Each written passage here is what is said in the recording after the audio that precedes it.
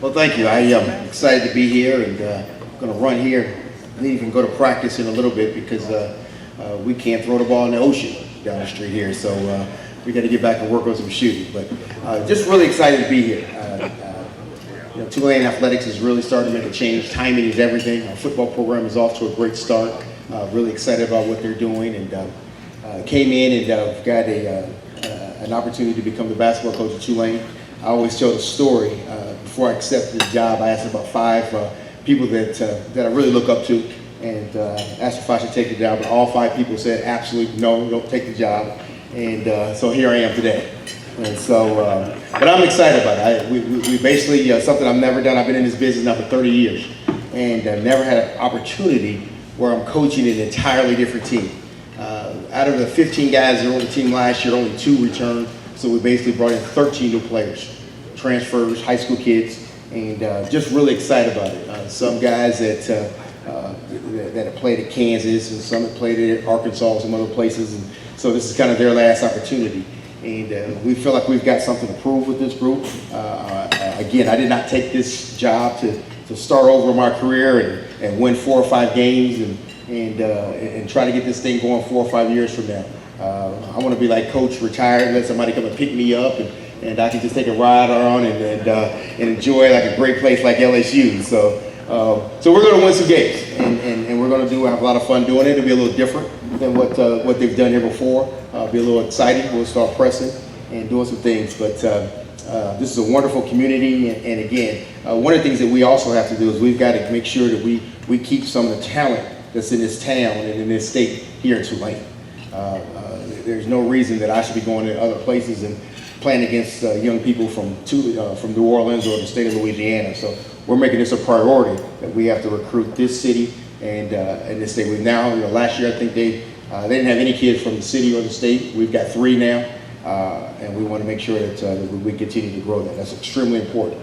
That if you're going to be here in the city of New Orleans and Tulane, that you recruit this area extremely hard, and we're definitely going to do that. So I don't know if I can take questions. If I'm allowed to do that, I'll let her take some questions, and I can answer about anything except for when we're going to the NCAA tournament. Yes. Coach, as you were coming in, you were talking about the recent law that was signed in California this week, allowing NCAA amateur athletes now to become basically professional in the state of California. Where does that go? Because obviously, how does Starkville, Mississippi compete? Coach Robinson, I'd like to hear you. How does Starkville, Mississippi, or Tuscaloosa, Alabama compete against Malibu, California, Santa Monica, California, Hollywood, and all this other stuff? Well, I think there's going to be a change. I don't know if it's necessarily going to be what the state of California is talking about exactly. I think that goes into effect 2023, although I just heard that the state of Florida and Pennsylvania are trying to get this law passed for 2020. And so, again, I think there's a lot that's going to happen with this. The NCAA is going to have to change. There's no question about that. I also think that, especially with the NBA and college basketball, I think in the next year you'll see where young people can, right from high school, go straight to the NBA. And so they're going to allow now high school players to go back to the NBA. I'm also in favor that if you do go to college, since you can go straight to the NBA, that if you do go to college or Tulane or LSU, that you should stay at least 2 years.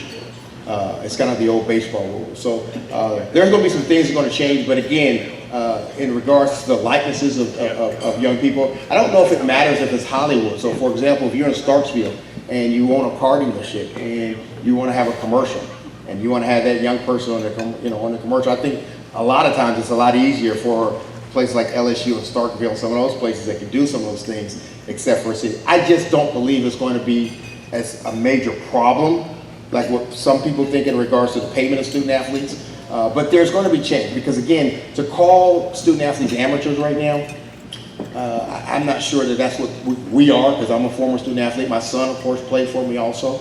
And so I just don't think that, I think there's a lot of things that are going to happen before you see that law go into effect. That's a good question. Anyone else? Yes, sir. My son is doing great. He, you know, the NBA is a journey. It's funny because before he got drafted, there was one team that he did not want to play for, and that was the Boston Celtics. And so he actually didn't. When you go out, when they bring you in and say, "Listen, we want to try it out," he actually skipped their workout. He didn't go to that workout. He said, "I'd rather go to the Clippers workout." So he goes to all these deals, and then of course on draft day he gets drafted by Boston. And so then 10 minutes out of his mouth, he said, "Well, I love Danny Ainge. I think Danny Ainge is great. I love Boston." So it's, you know, it's fun following his career as a dad.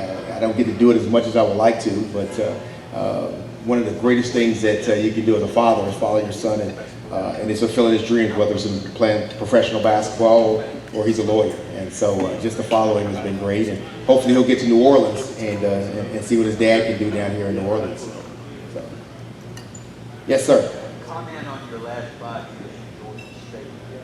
You did at Georgia State. You know what? It's a lot like this program. When I took the job at Georgia State, they had really struggled and had 12 straight losing seasons. And again, some of those same friends told me not to take the Georgia State job. So, boy, those guys are great friends to me, aren't they? But I think the jobs are similar. You know, downtown Atlanta, same thing, had pro teams and just really struggled. Here at Tulane, right here in New Orleans, and the program has really struggled over the last few years. And so there's a lot of similarities. But I think this is the better job by far. We were able to win. We were able to go to the NCAA tournament 3 of the last 4 years. We were in postseason play 6 of the last 8 years. And so we were able to win. And it was exciting. And we're bringing the same type of energy. I brought my entire staff with me. I thought it was important to change the environment of our team. That's why none of the players are back. Not because I didn't think they were good enough. What I didn't want to get to is that when we go play Cincinnati or Houston and we're down 6, they resort back to last year. A couple of kids wanted to stay, and I said, "Listen, you got your last coach fired. I think maybe you should move on." And so we want to try with a different staff. But I think this is an easier job. I just think the timing is right. I think if you look at what Coach has done at LSU, at Tulane in our football program, kind of the same type of deal. He came from the Sun Belt at Georgia Southern. I was in the Sun Belt at Georgia State, and so there's a lot of similarities in the job. Glenn's the only one I really know here, because one of the great things about Glenn is that I've never beat him on any recruit. So it's good that he's sitting down here this time and I can just look at him and knowing he's not taking one of my recruits from me. If no one else, guys, thank you. I hope you get the opportunity to come over to watch us play. Thank you. God bless.